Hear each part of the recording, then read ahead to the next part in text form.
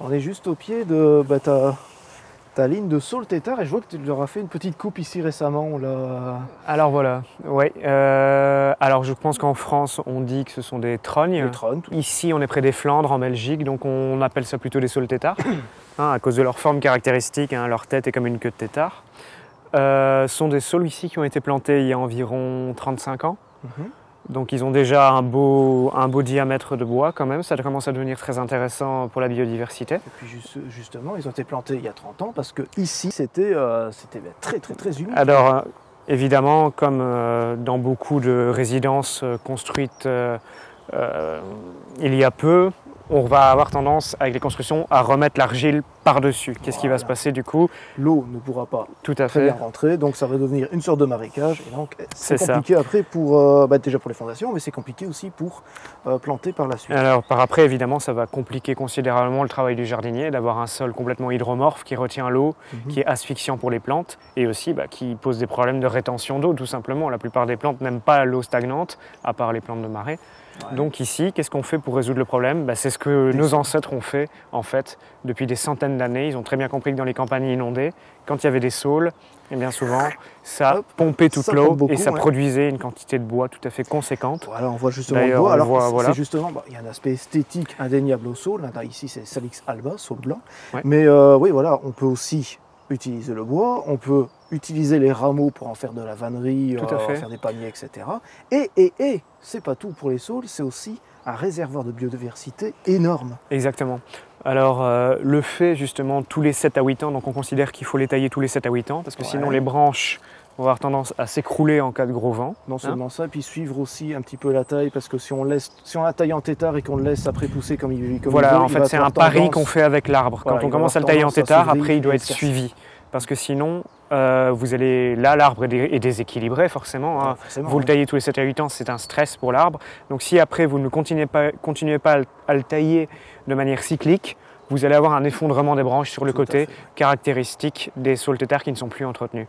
Alors ici, évidemment, outre l'aspect de l'assèchement du sol, qui est très bénéfique pour l'agriculture, on a aussi l'aspect biodiversité, évidemment, très important. Voilà. Alors c'est aussi des excellents coupe-vents, donc qui vont empêcher ici, ça empêche j'ai senti la différence juste après que les saules aient été élagués. Donc le vent s'engouffre beaucoup plus dans le jardin, donc ils ont une fonction de production de bois, refuge pour la faune et la flore par les cavités que font les anciennes cicatrices, chouettes chevêches, les petits mammifères, les oiseaux, les insectes. Énormément de choses. Et en plus, justement, les insectes, pas uniquement avec les cavités, mais avec la floraison. Évidemment, aussi des bien saules, sûr, les saules sont cruciaux pour la reprise des colonies d'abeilles au printemps, par exemple, via le pollen, via le nectar. Ça, c'est extrêmement important, vraiment, pour les pollinisateurs en début de printemps.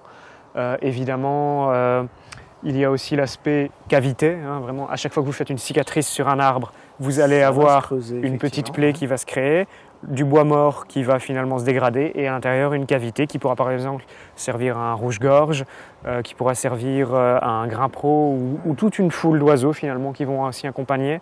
Donc c'est vraiment un atout pour la nature et aussi pour l'homme. Je pense que tout le monde est gagnant en mettant des saules. Alors évidemment, il ne faut quand même pas mettre ça à côté d'un potager ou parce que ce sont des arbres qui sont justement extrêmement concurrentiels au niveau de l'eau. Donc pour des plantes qui aiment l'eau, on va éviter quand même de les mettre trop près parce que bon, ils vont se faire avoir par les saules. Les saules sont puissants, c'est des arbres vraiment très volontaires. C'est des arbres pionniers aussi dans les zones.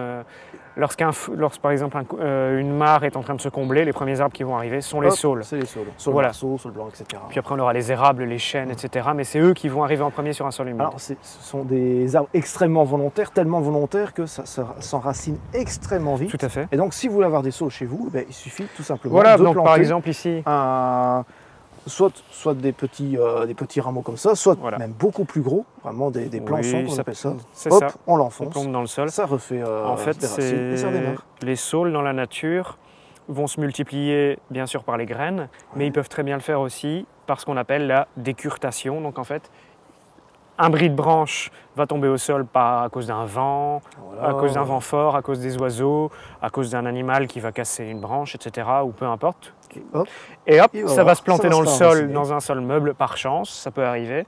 Et en fait, il va s'auto-bouturer. En fait, c'est ce qu'on appelle la décurtation. C'est un phénomène assez spécial dans la nature, mais qui existe, quoi. Donc c'est un espèce de marcotage, de bouturage fait par l'arbre. Donc c'est assez exceptionnel quand même. Comme quoi le saule, on a l'impression qu'on le rencontre un peu partout, on ne le regarde plus, pourtant c'est un arbre absolument fascinant. Fascinant et à remettre absolument dans son jardin. Tout à fait.